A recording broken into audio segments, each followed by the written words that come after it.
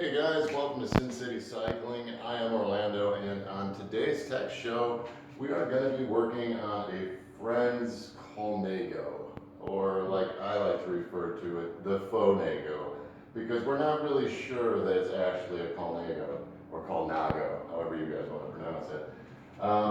There's some strange things going on here that make us believe that it's more of a modern type of bike. My first clue was these plastic adjustment screws here, the fact that it's running a more modern bottom bracket, and the fact that this older 105 group set does appear to have been stock on this bike. So I'm a little bit curious on what we're going to find when we start taking it apart. But what we're going to do here is service, refurbish, and get it running again for our friend. And let's go ahead and get started doing that. Okay, so we're going to remove these front forks here so I can repack the bearings and make sure everything is copacetic inside this head tube here. I have a bike hand tool kit which has all of the vintage old tools for bottom brackets for older bikes, that type of thing. That's what this tool came out of, and it does fit perfectly on the nut that you need to loosen here.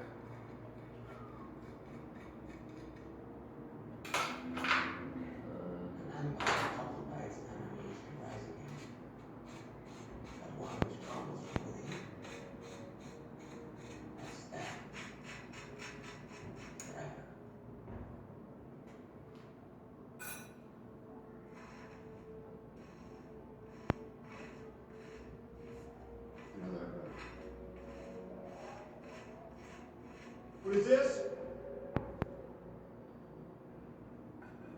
WD-40. Looks like somebody sprayed WD in here. WD-40 is not a good substitute for bearing grease. Just a heads up on that. Okay, so seal that bearing. Stand is junk. I do have a new stand coming this week, so I won't have to use this piece of shit anymore. Heads up on things that look affordable. They're not always good quality, like this bike rack is a piece of junk.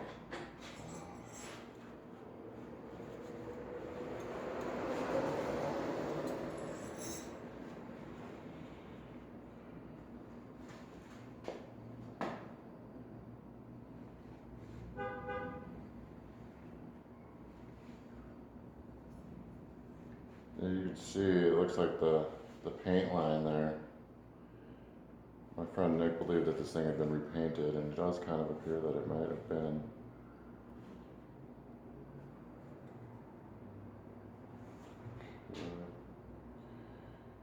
Alright, well, let's repack these bearings.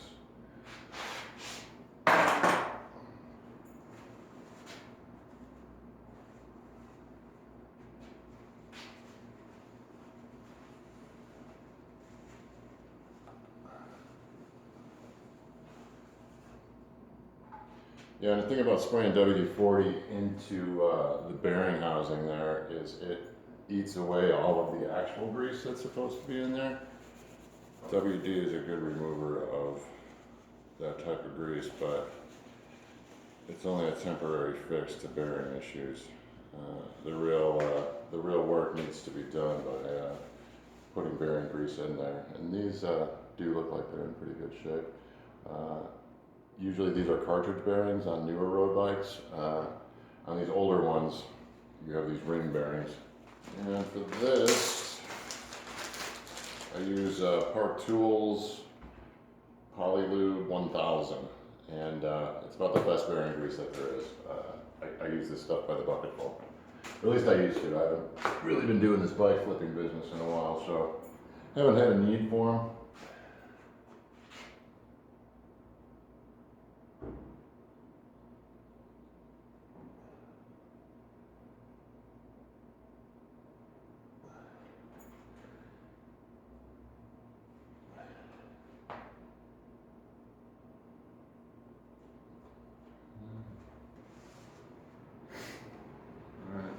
That's nice and clean. like that, and we're going to pack bearing grease in there. Like I said, newer bikes you don't have to do this on because the bearings are sealed, so you don't have a lot of this kind of issue with those bikes. You just change out the bearing and you're good to go.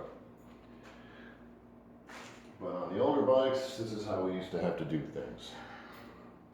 So you guys that are born after 2000 are all lucky. So, you know how we used to have to deal with shit. Okay.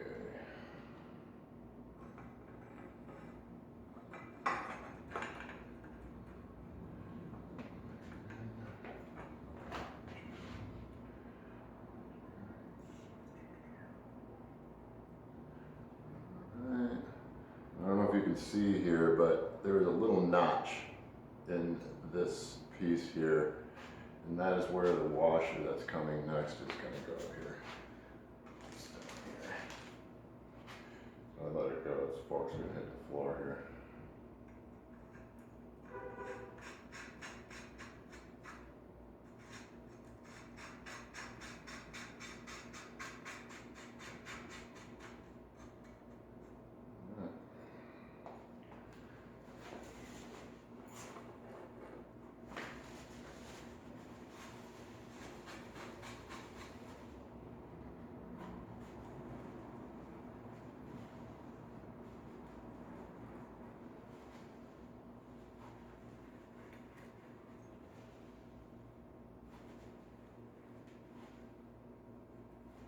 I'm mostly adjusting this by feel, so I'm sure once the bars are on there and we take it for a ride, we might have to adjust the tightness of this a little bit more, but for now I'm just doing it snug so everything spins nicely here.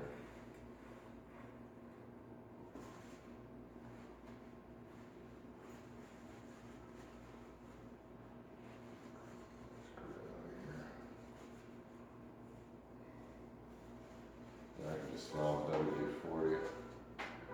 Okay. And that goes into the groove.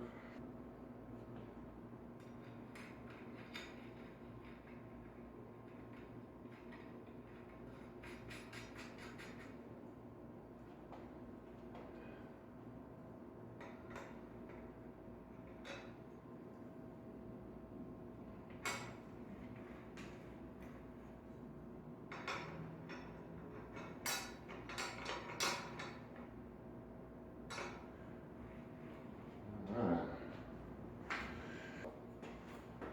I don't want to put the bars on just yet.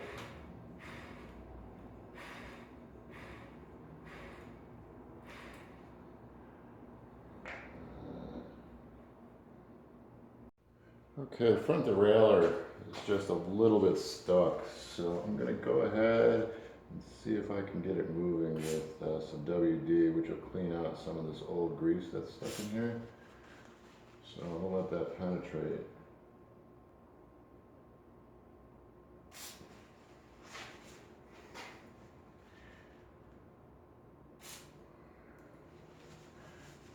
Okay, let's work that in a little bit.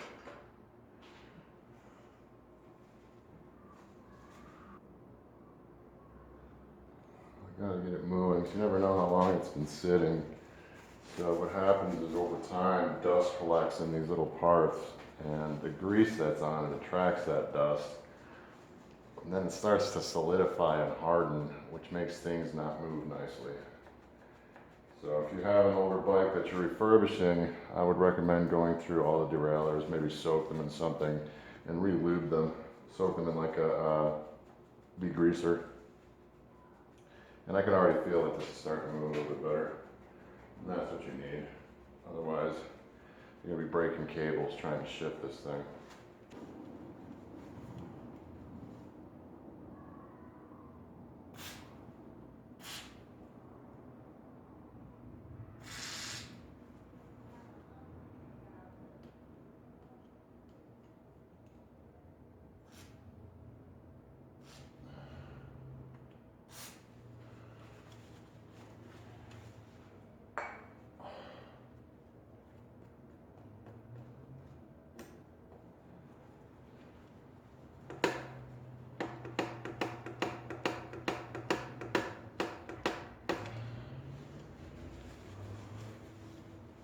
So for the bars, Nick has opted to go with one of these, I guess it's a spacer to use modern bars on an older bike like this. I personally think the Zito bars look better, but it's his bike and that's what we're gonna put on here.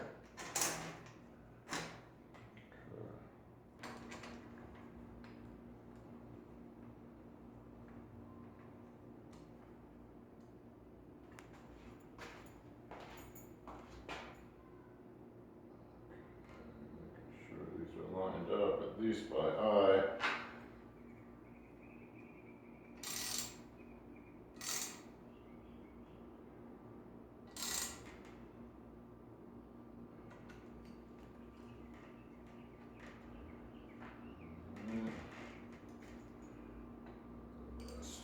Moving right along to cabling.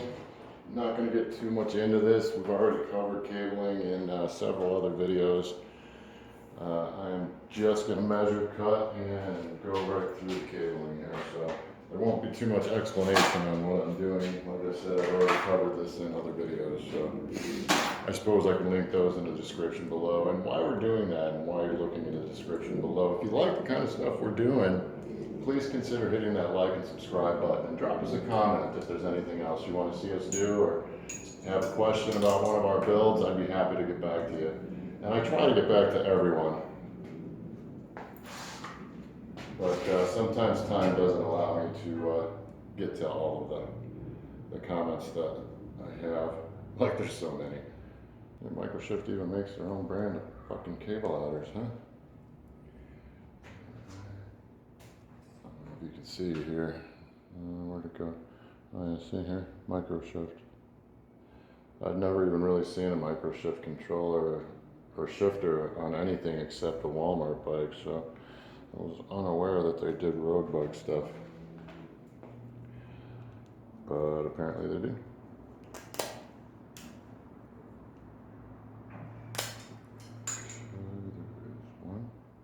And there is a difference between brake and shift cable, especially SIS shift cable. It has to be reinforced. So make sure if you're buying shift cable, you get SIS.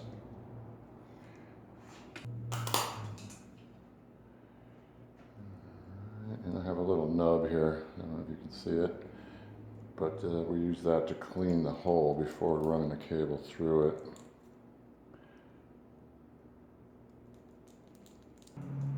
Got the mountain bike coming up here this Saturday, so hopefully those videos will drop soon. Really excited about doing that one. I've never actually built a mountain bike. Well, I've never actually built a road bike either, so we saw how that turned out. Some mistakes and some successes. And these are end caps or ferrules. Feel free to correct me in the comment section. I am going to put a little grease in these. A little trick that I learned from Luke over at Derailleur, Trace Velo. Stops the ingress of water, which is a great idea. I never really thought about it. He said something about it, so I am copying him. So I think it's a good idea.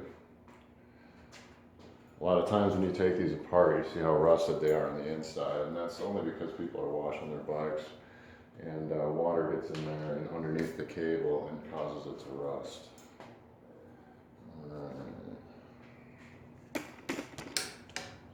See if I can get you in here so you can see. Alright, see if I got two hands here. And let me see here, focus. There's a little hole right here that the cable is going to run through. And then it's going to come out the side here. Let's see if I can get you situated. So the cable is going to run through here and come out the side. So that's actually what we're doing now. So let's go ahead and do that. Shift cable numero uno. And what you see hanging here is a brake cable.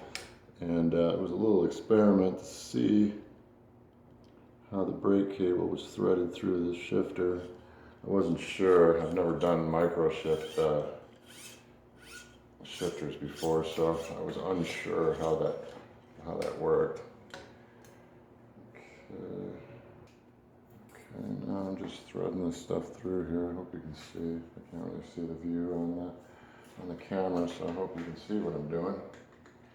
All right, and as we saw earlier, I just pre-sized those to fit. So we already know they're going to fit. Go down the tube here.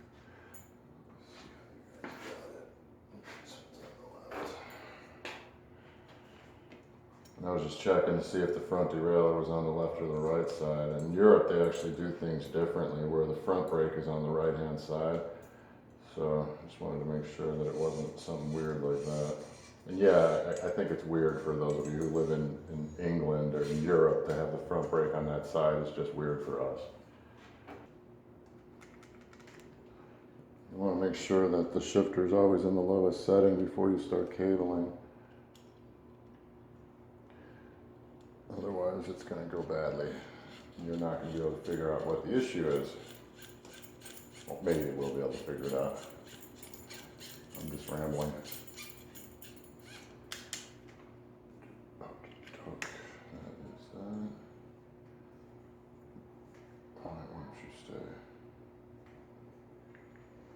Okay, right now I'm putting these little rubber grommets on the cable, so when it's pressed against the frame, it doesn't rub with the shift, so that way you're not marring your paint. And right here as well, I don't know if you can see here where it's touching the frame, we'll have to put something there.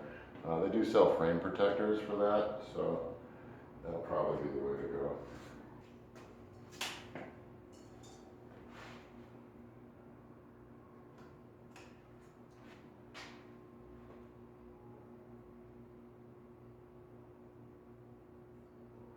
And it's really nice when you have the old cables to size the new ones, man. That saves so much time.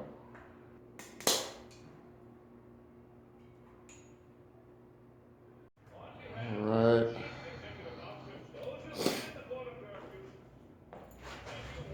Got the rear derailleur just about taken care of here. Just need to figure out how this goes through here.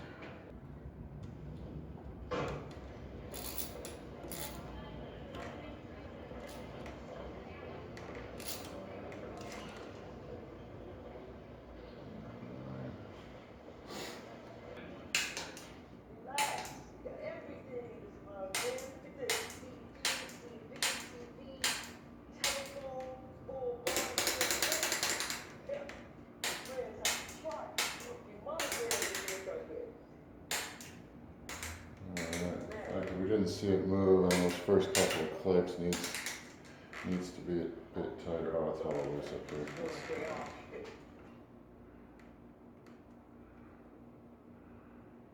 Alright, now I'm increasing the tightness on this cable here. Okay. So we can get it to actuate with the push here. There we go.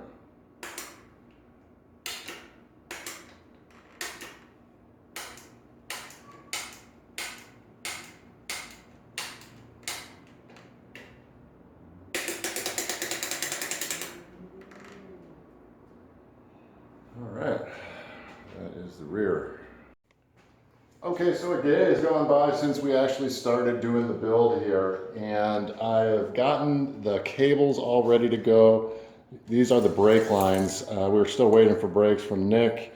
I'm getting ready to apply the chain here, so that's pretty much what we have left to do, is the chain. I added a newer cassette, the old one that he had given me. I don't know if you can see that there, but it's junk. So I put one that barely has any miles on it on there for him, so that's a nice little upgrade there. We got the rims on, everything looks good. And here we have the front mech working.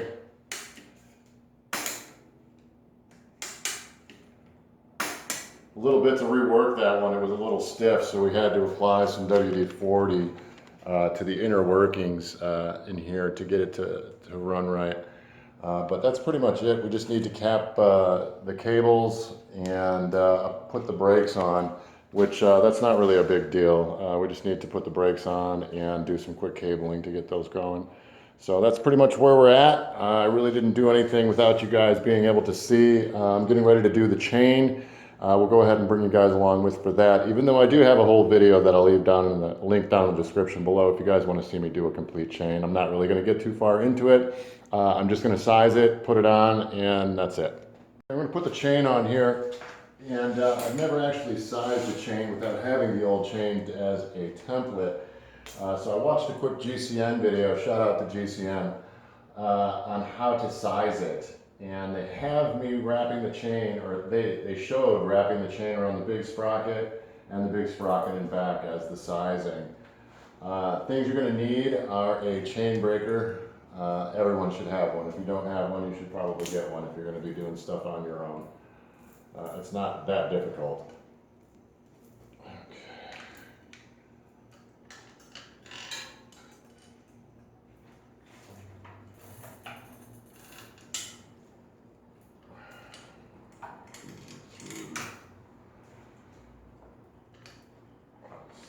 Pre-greased, so it's pre-greased, crazy greasy.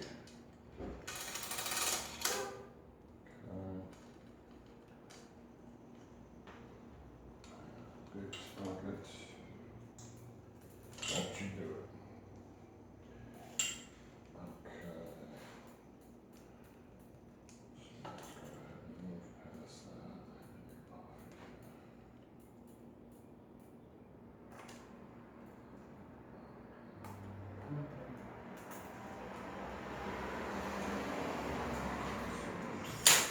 Oh, that's awesome.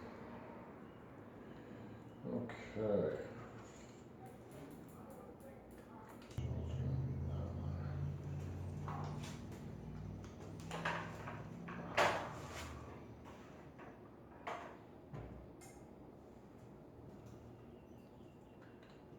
Okay, and essentially what I did here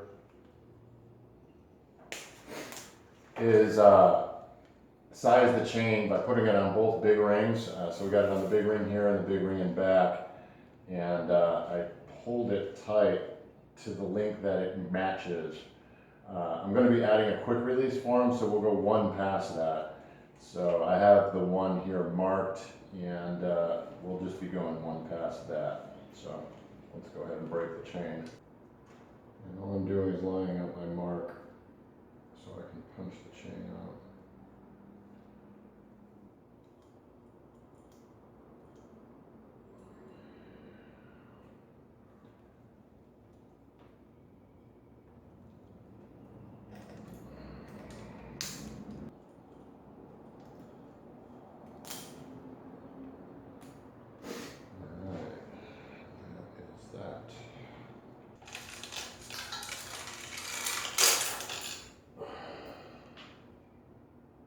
Now I'm turning it around so I can have the pin that I just popped facing forward. It's just easier to work on that way.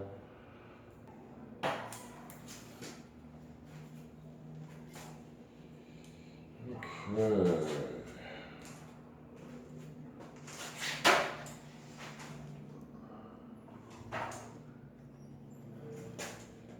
We got the pin lined up here. I'm going to go ahead and cinch it down. Nick said that he wanted a quick release on this one, but when I opened the package, there wasn't one, so.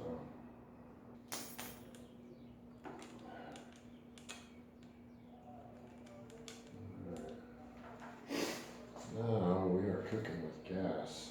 Now I'm just about to cap the cable here. It's already pulled taut, so it's in the position that I want it. So I'm just going to leave a little extra length here in case we need to make some more adjustments. Right there.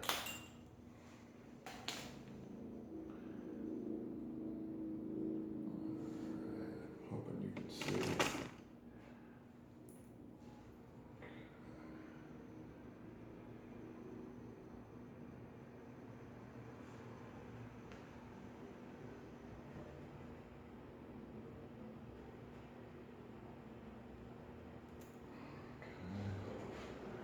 Okay, just just clip the front derailleur cable, getting ready to cap it, move it out of the way of the crank. Gonna have to do some fancy bending and get it out of the way here because of the way these derailleurs pull.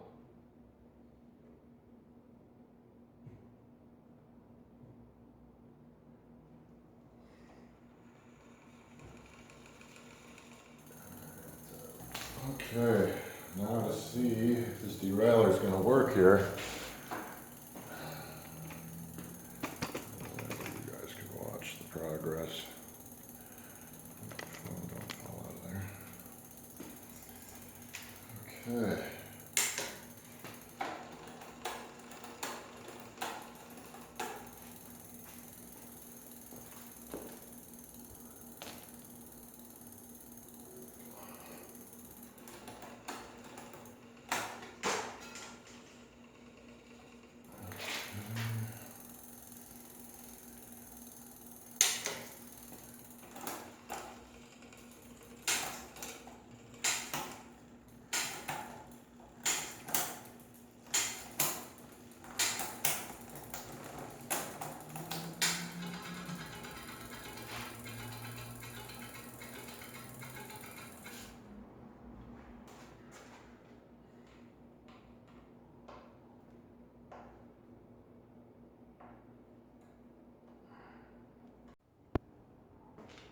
Okay guys, we are on day 3 of this build for our friend Nick. Chain. And we are about to install these new brakes here for him. Looks like 105, these are the new ones, the R7000s. This is a good brake, probably the best rim brake on the market in my opinion, this style. You know, it does go all the way up to Derailleur. I do use the Derailleur and have used the BR7001s, which are the direct mount that I use on Frank. These are the dual pivot single mount, so I don't think they'll be much different than those. So really good brake. Let's get into it. Shimano brakes come with different size nuts depending on your application. So just make sure you select the right one for what you're doing there.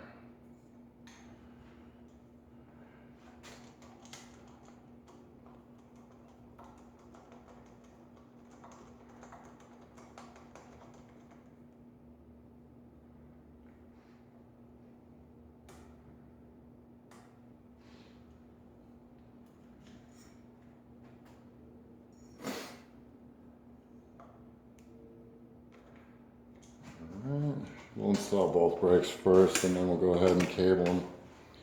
And move you guys over here so we can see the rear. Okay, they're gonna need super small. And I just got this bike rack, so I'm just still trying it out, but I picked up the bike hand bike rack, which was about as much money as the lower tier Park Tool one, and it's for e-bikes, so it's rated to 110 pounds. So I think that's like 80 kilograms, 80-ish. Don't quote me on that one, I'm not too sure. We're not a kilogram society here in America. We do pounds.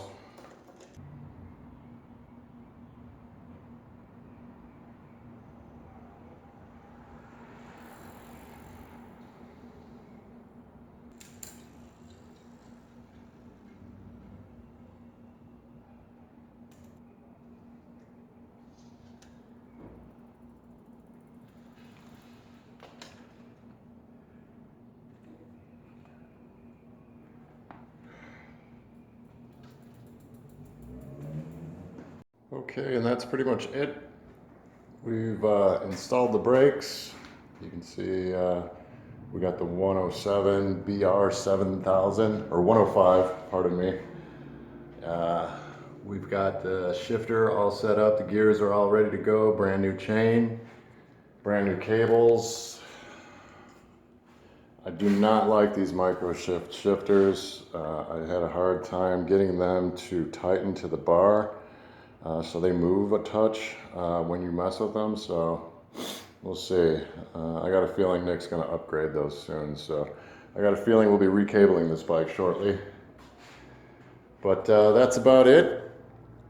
The Colnago, or the Phonago that I've been calling it. Like I said, if you guys know what kind of bike this is, feel free to comment down in the comment section and let us know what you think. I appreciate you stopping by. As always, I am Orlando. You are watching Sin City Cycling's Tech Show. Peace.